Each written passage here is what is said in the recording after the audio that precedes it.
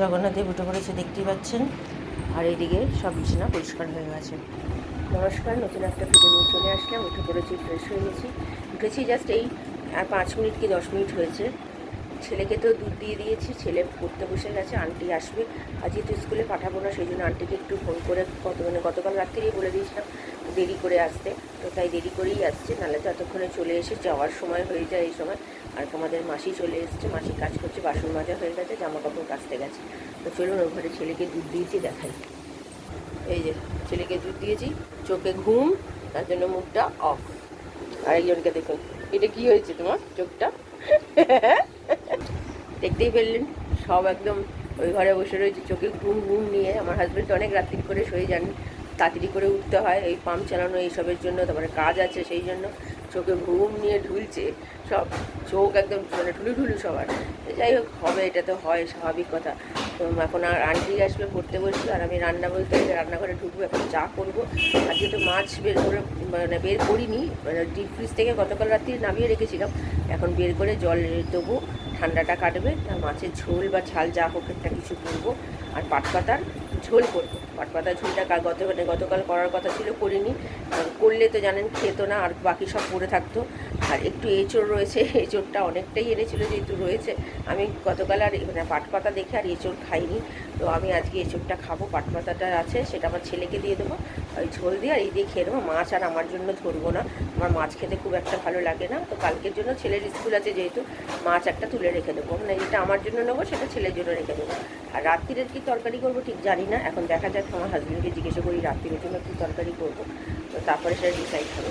তো ঠিক আছে, চলুন এখন রান্নাঘরে গিয়ে চাটা করি, চাটা খাই, আমি আবার পরে আসছি। চা বসিয়ে দিয়েছি, আদা চিনি দিয়ে দিয়েছি, আর এখানে মাছ বের করে রেখেছি। আর এই যে নতুন করে দুধ জাল দেওয়ার মতো দুধ নেই, তাই যা পুরনো দুধ ছিল এই বাটিটা নামিয়ে দিলাম, এই যে এটা মাজিয়ে আবার জাল দিয়েছি যেটা পুরনো দুধ ছিল। তো চলুন, এদিকে মাসি কাজ করছে, ছেলে আন্টি এখনও আসেনি, 9:10 বেজে গেছে, মনে হয় দেরি করেই আসবে। তো চলুন আগে চা পাতা দিয়ে দিয়েছি, আর এটা ফুটে গেছে, দুধও মোটামুটি ফুটতে শুরু করে দেবে এখন। চলুন চাটা ঢেলে নিই, ফুটিয়ে ভালো হবে।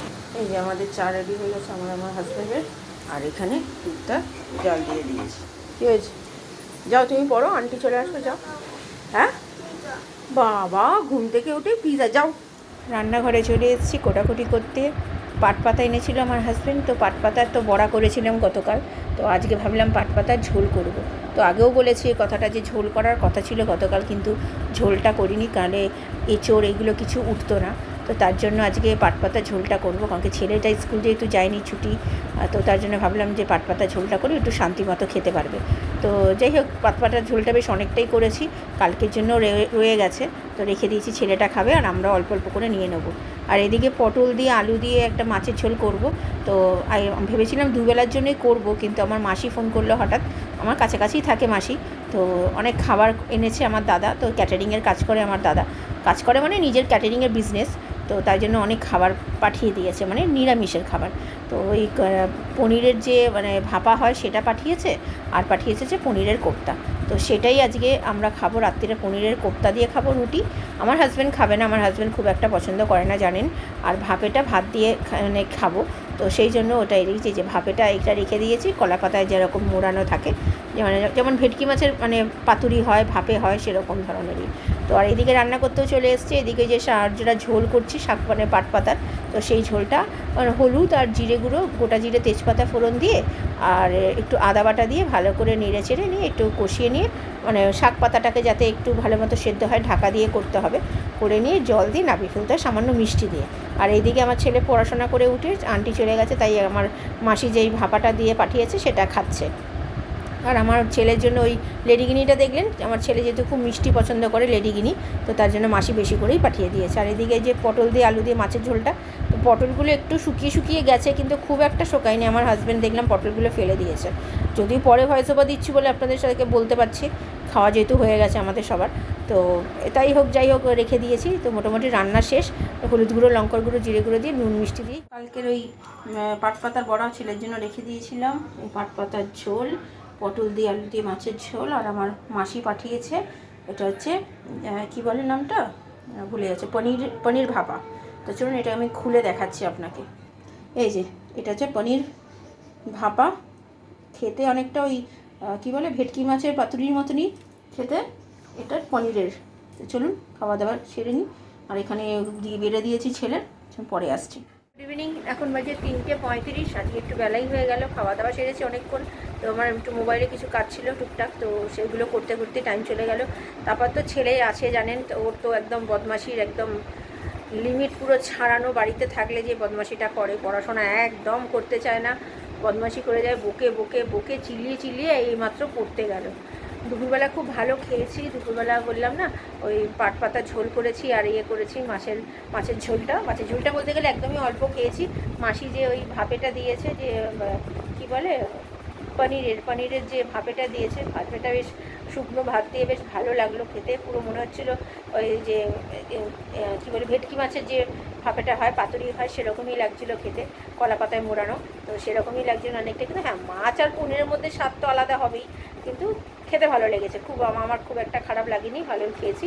আমার হাজব্যান্ড যেহেতু পনির খুব একটা পছন্দ করে না, ও একটা দুটো দিয়েছিলাম, মাসি অনেকগুলো পাঠিয়েছে, তো ওকে দুটো দিয়েছিলাম, ও দুটো আর খায়নি, ও একটা খেয়েছে, আর একটা আমি আর ছেলে হাফ হাফ করে খেয়েছি। তো আর পনিরের কোপ্তা আমি আগেও, মানে পনির নয় ওটা, অ্যাকচুয়ালি ওটা হচ্ছে ছানার কোপ্তা, আমি ভুল বলেছি, পনির নয়। তো পনিরের কোপ্তা না, ওটা ছানার কোপ্তাটা রেখে দিয়েছি, রাত্রিরে খাবো রুটি দিয়ে। ওটাও আমার হাজব্যান্ড খাবে না। আমার হাজব্যান্ড বললো যে না তোমরা খাও, আমি খাবো না, আমি অতটা পনির যেহেতু পছন্দ করি না তাই। আর এই দেখুন আবার এসছে এদিকে। কী রে তুই পড়তে বসলি না, চলে আসলি আবার? যাও যাও যাও যাও পড়তে বসে, যাও যাও যাও। এই যে আমার হাজব্যান্ড চলে এসছে, এতক্ষণ বকাবকি করে এই গেল, আবার চলে এসছে আমার হাজব্যান্ড। ঢুকছে কাজে গেছিলো, আবার এসে আমার মা বাবার জন্যও পাঠিয়ে দিয়েছে মাসি খাবার। তো ঠিক আছে চলুন, আমি দেখি আমার হাজব্যান্ড এসছে, আমি আবার পরে সন্ধ্যেবেলা আসছি। আজকে তো পড়ানো আছে, ছেলেরও পড়া আছে। ছেলে সন্ধ্যে দিতে বসে গেছে, এখন বাজে 7:10। আজকে সারা দুপুর ছেলে ঘুমায়নি, তো ও সন্ধ্যে দিয়ে আন্টিরা আসবে, একটু দুধ দেবো, দুধ খাক। আর মাসি এখন বসে একটু গল্প করছিল, মাসি এই মাত্র গেল কাজ করে। ঠিক আছে চলুন, গরমটাও খুব পড়েছে গরম। তো আজকে আমি আর পড়াইনি, আমার শরীরটা হঠাৎ একটু খারাপ হয়ে গেল, তার জন্য আমি আর পড়াইনি। ঠিক আছে আমি সামনে এসে বলছি। মা পাঠিয়ে দিয়েছে আচার, আবার মাকে বারণ করলাম পাঠিও না, কেউ খায় না, আমি একা খেয়ে শেষ করতে পারি না। এই না, এই দেখুন কান্নাকাটি। এ কি কান্নাকাটি কিসের? হ্যাঁ বাবা, তো চলুন। আর এইদিকে ছেলের দুধ বসিয়ে দিয়েছি গরম করতে, আর এখানে জল টল সব ভরে নিলাম, জামা কাপড়টাও ভিজিয়ে দিয়েছি।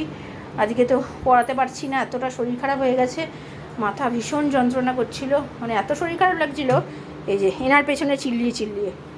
তো চলুন ছেলেকে দুধ দিই।